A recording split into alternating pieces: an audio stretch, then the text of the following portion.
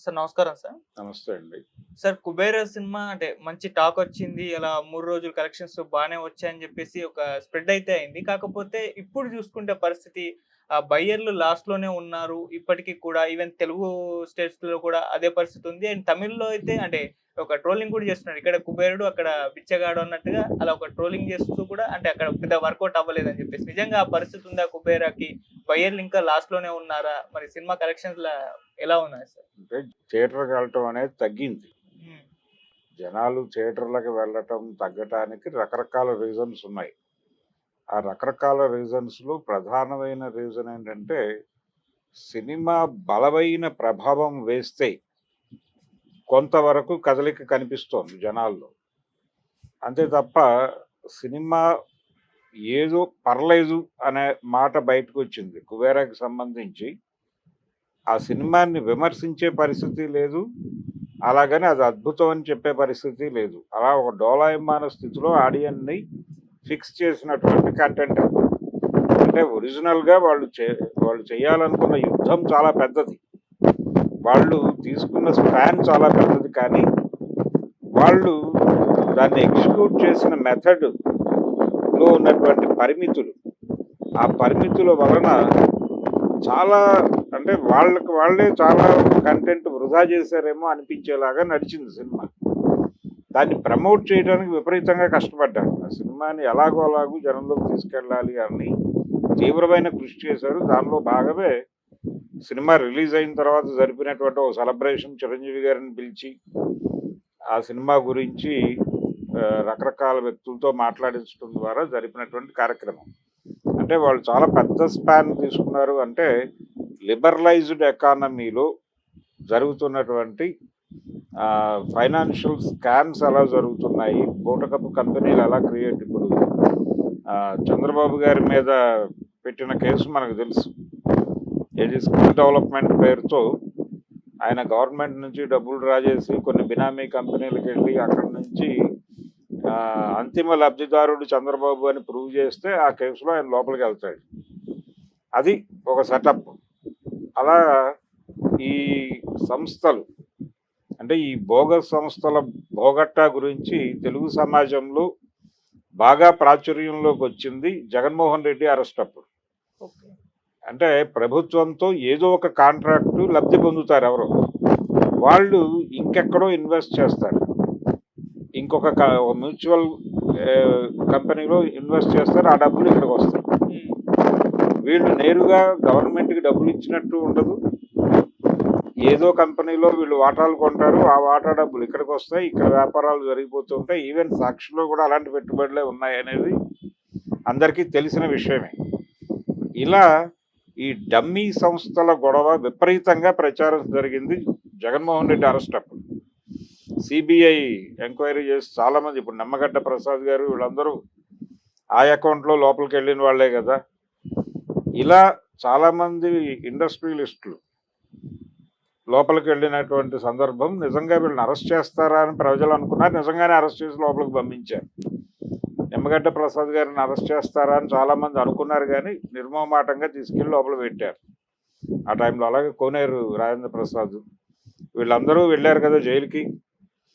ఇలాంటి ఒక ఏరియాలో ఒక ఫైనాన్షియల్ స్కామ్, గవర్నమెంట్కి ఒక ప్రైవేట్ కంపెనీకి జరిగే డీల్లో ప్రభుత్వానికి సరఫరా అయ్యే డబ్బులు ఎలా వెళ్తాయి అనే దగ్గర ఒక క్యూరియాసిటీ క్రియేట్ చేయటం ద్వారా ఏదో చేద్దామని అనుకున్నారు వాళ్ళు.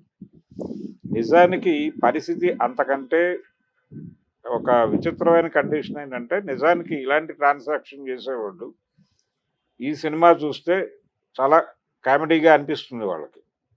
అలా ఎగ్జిక్యూషన్ జరిగింది అక్కడ. అంటే ఒక సిబిఐ ఆఫీసర్ని ఇన్వాల్వ్ చేసి దానిలో ఆ సిబిఐ ఆఫీసర్ సరెండర్ అయిపోయి ఇలా చాలా కాంప్లెక్సిటీ చేశారు దాన్ని, చెప్పదలుచుకున్న విషయాన్ని. ఇంత ఇంత జరగటం లేదు బయట. ఆ విషయం ప్రజలకు తెలుసు. ఇంత టెన్షను, ఇంత హడావిడి జరగటం లేదు అసలు. స్ట్రైట్ అవే పొలిటీషియన్లే నేరుగా చేస్తున్నారు ఈ కార్యక్రమం. ఏజెన్సీలు ఇవి లేవు అసలు. ఇవన్నీ బూటకమే. కాబట్టి ఇది చెప్పడానికి, అంటే రాజకీయం వ్యాపారంగా మారిపోయింది అని చెప్పడం. అసలు మొబలైజేషన్ అడ్వాన్సులు ఇవ్వటం అనే కాన్సెప్ట్ ఎమర్జ్ అయినప్పుడే ప్రపంచానికి అర్థమైపోయింది రాజకీయ నాయకులు ఈ దేశాన్ని అమ్మేయబోతున్నారు అనే విషయం చాలా స్పష్టంగా ఎప్పుడైతే గవర్నమెంట్లు జీవో ఇచ్చి మొబలైజేషన్ అడ్వాన్సులు ఇవ్వాలి అనే కార్యక్రమం టేకప్ చేసిందో ఆ రోజునే వ్యవస్థ నాశనానికి దారితీస్తుంది ఇది అని అనుకున్నారు. అదే జరిగింది, ప్రతి చోట అదే జరిగింది. చంద్రబాబు నాయుడు గారి పరిపాలనలో అదే జరిగింది, రాజశేఖర రెడ్డి పరిపాలనలో అదే జరిగింది, జగన్ రోజుల్లోనూ అదే జరిగింది. ఎవరైనా ఇలాగే ప్రయాణించాలి అనేటువంటి ఒక లైన్, ఒక పాత్ ఏర్పడిపోయి దాదాపుగా 25 ఏళ్ళు అయిపోయింది. 25 ఏళ్ల క్రితం ఇది కొంచెం క్యూరియాసిటీ, అంటే ప్రభుత్వానికి 1,00,000 కోట్లు లెవెల్లో డబ్బులు పంపిణీ చేయడం ఎలాగ ప్రభుత్వం నిర్వహిస్తున్న వాళ్ళకి కాంట్రాక్ట్ ఇచ్చిన వాళ్ళకి డబ్బులు ఎలా ఇవ్వాలి అనేది ఒక విచిత్రమైనటువంటి క్యూరియాసిటీ క్రియేట్ చేసేటువంటి కోసం. కానీ ఇప్పుడు కాదు, 25 ఏళ్ళు నడిచి వచ్చేసారు. నడిచి వచ్చిన తర్వాత ఈ పాయింట్ కాదు తీసుకోవాల్సింది, ఈ పాయింట్ మించినటువంటి గొడవలు చాలా వచ్చేస్తున్నాయి. అంటే ఆల్రెడీ కోర్టుల్లో కేసులు నడుస్తున్నాయి పెద్ద పెద్ద పొలిటీషియన్స్ మీద. చంద్రబాబు నాయుడు గారి మీద కేసు స్టిల్ రన్నింగ్, అది జగన్మోహన్ రెడ్డి గారి కేసులు అతిగతి లేవు. అంటే ఈ కేసుల్లో వీళ్ళని ఫిక్స్ చేయటము, ఫిక్స్ చేసిన తర్వాత వీళ్ళని ఎలా నడిపించాలో నడిపించడం. అసలు ఈ కేసులు పెట్టడం వెనకాల ఉన్న సూత్రధారులు మళ్ళీ రాజకీయమే, మళ్ళీ రాజకీయాలే, మళ్ళీ ఇంకొక పొలిటికల్ పార్టీ వీళ్ళ నుంచి గెయిన్. చంద్రబాబు నాయుడిని కంట్రోల్ చేసి తన చేతిలో కీలుబొమ్మగా మార్చుకోవడం కోసం కేంద్ర ప్రభుత్వాన్ని నడిపిస్తున్న ఒక రాజకీయ పార్టీ భారతీయ జనతా పార్టీ నడిపినటువంటి ఒక గేమ్.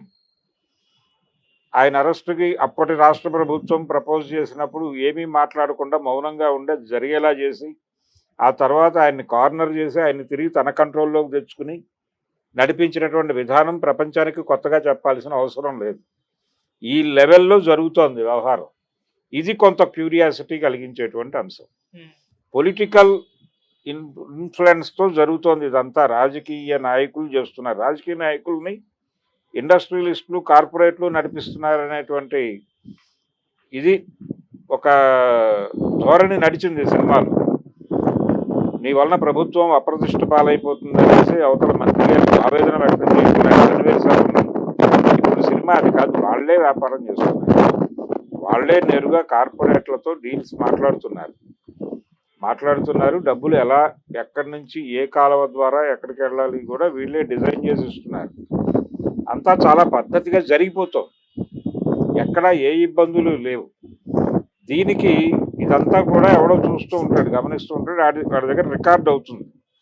ఈ రికార్డు వాడు ఎప్పుడు బయట పెడతాడంటే వీడు కంట్రోల్ తప్పుతున్నాడు అన్నప్పుడు వీడి మీద కొంచెం హడావిడి చేస్తాడు. కానీ వ్యవస్థ నడుస్తోంది ఇలాగే వ్యవస్థలు నడుస్తాయి అనే విషయం ప్రపంచానికి కూడా అర్థమైపోయిన తర్వాత ఇలాంటి కంటెంట్తో సినిమా తీయటం వలన ప్రేక్షకుడు ఇది బాగుంది అని కానీ బాగాలేదని కానీ అనలేని ఒక విచిత్రమైన కండిషన్లో బయటకు వస్తున్నాడు థియేటర్లో నుంచి. అందుకని ప్రజల మీద భారీ ప్రభావం అయితే వేయలే ఈ సినిమా, అది వాస్తవం. ఈ ప్రభావం వేయకపోవడం, ఆర్టిస్టుల పెర్ఫార్మెన్స్ బాగుంది సినిమాలో. నాగార్జున చాలా అద్భుతంగా పెర్ఫామ్ చేశాడు, ధనుష్ చాలా అద్భుతంగా పెర్ఫామ్ చేశాడు, రష్మిక చాలా బాగా అభినయించింది. ఇదంతా పాజిటివ్ అంశాలు ఆ సినిమాకి. టేకింగ్ చాలా బాగుంది, టెక్నికల్ కంట్రిబ్యూషన్ చాలా బాగుంది. సినిమా ప్రతి సన్నివేశాన్ని చాలా కష్టపడి తీశారు. ఇదంతా ప్రజల్లోకి ఇంకుతోంది. ఇంకి వాళ్ళు నెగిటివ్గా మాట్లాడకుండా చేయటానికి ఇవన్నీ దోహదపడుతున్నాయి. నిజానికి నాగార్జునని ఈ ఏజ్లో కరెక్ట్ క్యారెక్టర్, అది ఆయనే చెప్పుకున్నట్టుగా కరెక్ట్ క్యారెక్టర్.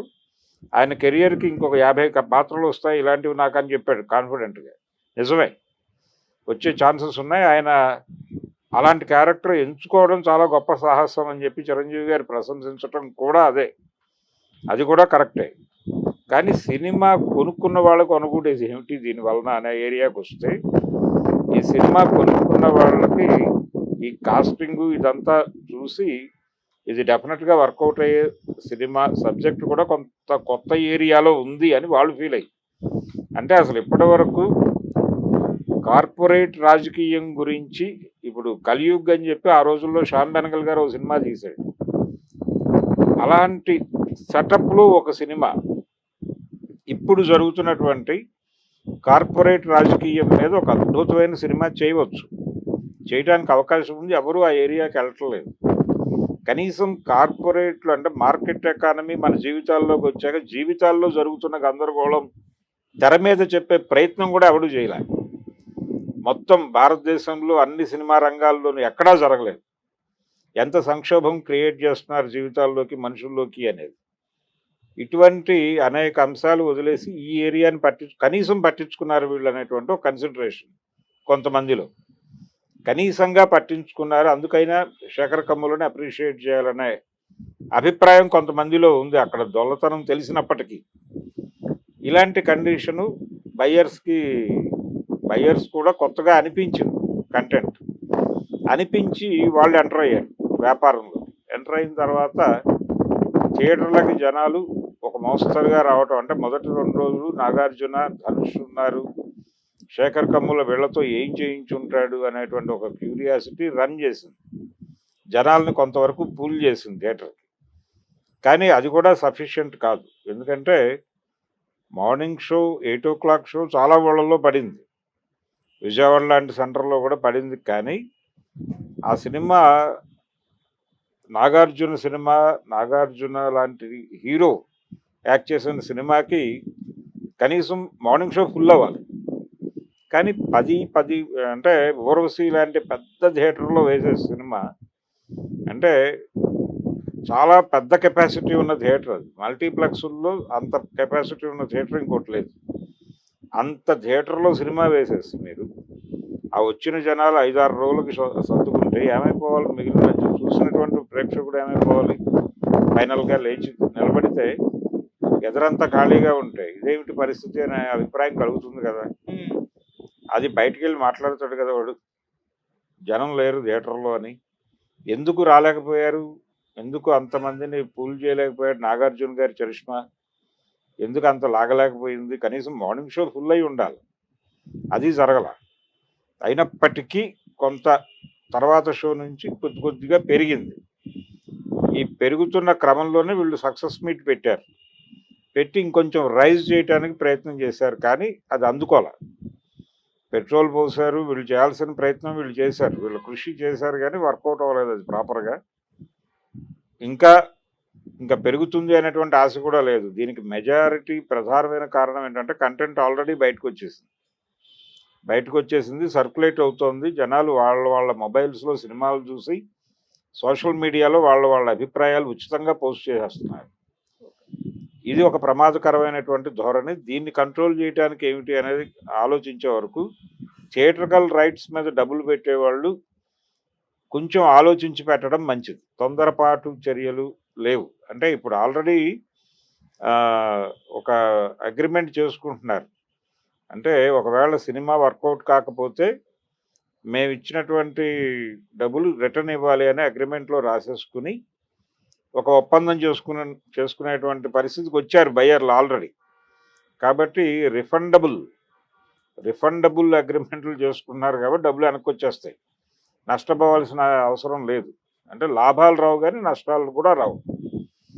వాళ్ళు కూడా కొంత అమౌంట్ హోల్డ్ చేసి కొంత అమౌంట్ రిలీజ్ చేసి అలా ఏదో ప్రొడ్యూసర్ వైపు నుంచి జరుగుతుంది అది. సో ఇది నో లాస్ నో గెయిన్ పద్ధతిలోనే ముగుస్తుంది అనుకుంటున్నాను నేను. కుబేరా వీళ్ళకి తమిళ్ మార్కెట్లో కూడా వర్కౌట్ కాలేదు అనేది, అంటే ధనుష్ అభిమానులు ఇంతకంటే హార్డ్ కంటెంట్ చూస్తున్నారు ఆయనతో, తమిళ డైరెక్టర్లతో ఆయన పనిచేసిన సినిమాల్లో. దీన్ని మించిన నగ్నమైన జీవిత ప్రదర్శనలు జరిగినటువంటి సినిమాల్లో నటించాడు అతను. అలాంటి సినిమాలు చూడటానికి అలవాటు పడిన వాళ్ళకి ఈ సినిమా ఆని ఉండకపోవచ్చు. అందుకని వాళ్ళు కూడా ఒక రకమైనటువంటి డోలాయమాన స్థితిలోనే ఆ సినిమాని మాట్లాడారు. దాంతో అక్కడ కూడా పెద్దగా ప్రభావం కనిపించట్లేదు. ఇందువలన అన్ని చోట్ల కూడా సినిమాకి ఒక మిక్స్డ్ వాతావరణం ఉంది. ప్రధానంగా అది బాగుందా లేదా అంటే సీరియస్గా క్రిటిసైజ్ చేసే కంటెంటు కాదు అది, అలాగని పూర్తిగా ఓన్ చేసుకునే కంటెంటు కాదు. ఏదో మేరకు ఒక ఏరియాలో మాట్లాడే ప్రయత్నం చేశారు అని కొంచెం మార్జిన్ ఇవ్వాలనిపించే టాపిక్. ఇన్ని గందరగోళాల మధ్య సినిమా ఉంది అది కుబేరా. దాని తాలూకా ప్రభావమే అన్ని చోట్ల కనిపిస్తుంది. రేపు ఓటీటీలోకి వచ్చినా అదే పరిస్థితి. అందుకని ప్రస్తుతానికి నష్టాలు థియేటర్లలో జనాలు కనిపించడం లేదు అనే మాటలో వాస్తవం ఉంది కానీ ఈ నష్ట నివారణ చర్యలు కూడా వాళ్ళ వైపు నుంచి జరుగుతాయి. ఎందుకంటే వాళ్ళు ఈ సినిమాకి డబ్బులు పెట్టిన వాళ్ళందరూ డిస్ట్రిబ్యూషన్ వ్యవస్థలోను తర్వాత బయ్యర్ వ్యవస్థలోను చాలా కాలంగా ఆరితేరినటువంటి వాళ్ళే. సో ఎవరు నష్టపోయే పరిస్థితి ఉండదు, నష్టపరచరు కూడా వాళ్ళు. సునీల్ నారంగ్ వీళ్ళు ఎవరిని నష్టపరచరు, ఎందుకంటే వాళ్ళు ఈ బిజినెస్లో ఇంకొంతకాలం ఉండాలని అనుకుంటున్నారు. నెక్స్ట్ జనరేషన్ కూడా ఇదే బిజినెస్లోకి రావాలనుకుంటున్నారు. అందుకని వాళ్ళు ఎవరిని ఇబ్బంది పెట్టరు, ఏదన్నా ఉంటే వాళ్ళలో వాళ్ళు సర్దుబాటు చేసుకుంటారు. సార్ ఒకవైపు ఏమో బయ్యర్లు లాస్ అన్నట్టుగా ఈ విధంగా ప్రచారం జరుగుతుంది, అండ్ ఇంకోవైపు 100 కోట్ల పోస్టర్ కూడా వాళ్ళు రిలీజ్ చేశారు. మరి 100 కోట్ల అంటే ఇది ప్రాఫిట్ లోకి వచ్చినట్టేనా, లేకుంటే దీని మీద కూడా రకరకాల అనుమానాలు వ్యక్తమైతే అవుతున్నాయి. మరి మీరేం చెప్తారు సార్ దీనికి సంబంధించి? 100 కోట్ల పోస్టర్ రిలీజ్ చేశారు ధనుష్ గారి మీద. ధనుష్ గారు నిలబడి ఉంటే బ్యాక్గ్రౌండ్ లో 100 కోట్లు అనే ఫిగర్ చూపించారు. ఇది అంటే బయ్యర్స్ కొంత ఇబ్బందికరంగా ఉన్నారు అనే మాట వాస్తవం. థియేటర్ దగ్గర పరిస్థితి కూడా అంత బ్రైట్ గా లేదు. అయినప్పటికీ ఈ వసూళ్లు ఇన్ టోటల్ చేసుంటే నిజంగానే కలెక్ట్ అయి ఉంటాయి. కనుక డెఫినెట్ గా మంచి ఫిగరే. 4 రోజుల్లో 100 కోట్లు అనేది ప్రాఫిటబుల్ ప్రాజెక్ట్. కానీ ఆ పాజిటివ్నెస్ ఎక్కడ ట్రేడ్ లో కనబట్టలేదు. ట్రేడ్ లో కనిపించకపోవడం వలన వస్తున్నటువంటి ఇబ్బంది. అలాగే థియేటర్ల దగ్గర కూడా హడావిడి కనిపించడం. చాలా థియేటర్ల దగ్గర రష్ కనబట్టలేదు. జనాలు ఏదో పరిగెడుతున్నట్టు, థియేటర్ వైపు మూవ్ అవుతున్నట్టు. అలాగే నెమ్మదిగా మొదటి 2 రోజులు కొంత మొహమాట పడినా కానీ ఇప్పుడు కొంచెం ఆ సినిమా గురించి స్థిమితంగా మాట్లాడుతున్న వాళ్ళ సంఖ్య పెరుగుతోంది. అంటే దానిలో ఉన్న ఇబ్బందికరమైన అంశాల గురించి మాట్లాడుతున్న వాళ్ళ సంఖ్య పెరుగుతోంది. అంటే జనాలు కొంత నిలబడి మాట్లాడదామనే మూడ్కి వస్తున్నారు. ఈ మూడ్ లో ఉన్నారు కాబట్టి ఇప్పుడు 100 కోట్లు పోస్ట్ వేయడం ద్వారా కొంచెం పుష్ చేయొచ్చు అని, ఏమైనా మార్కెటింగ్ స్ట్రాటజీ ప్రకారం కూడా చేసి ఉండొచ్చు. ఆ డౌట్ ఆల్రెడీ కొంతమంది ఎక్స్ప్రెస్ చేస్తున్నారు. ఏదేమైనా శేఖర్ కమ్ములు ఒక మంచి ప్రయత్నమే చేశాడు. కాకపోతే ప్రజలకి ఏం కావాలో ఎలా కావాలో అలా కన్వే చేయడంలోను, అలాగే ప్రజల స్థాయి ఆ ఏరియాకి సంబంధించి ప్రజల జ్ఞానం చాలా పెరిగింది. ఆ పెరిగిన జ్ఞానానికి రీచ్ అయ్యి ఆ జ్ఞానం అబ్బురపడే లెవెల్లో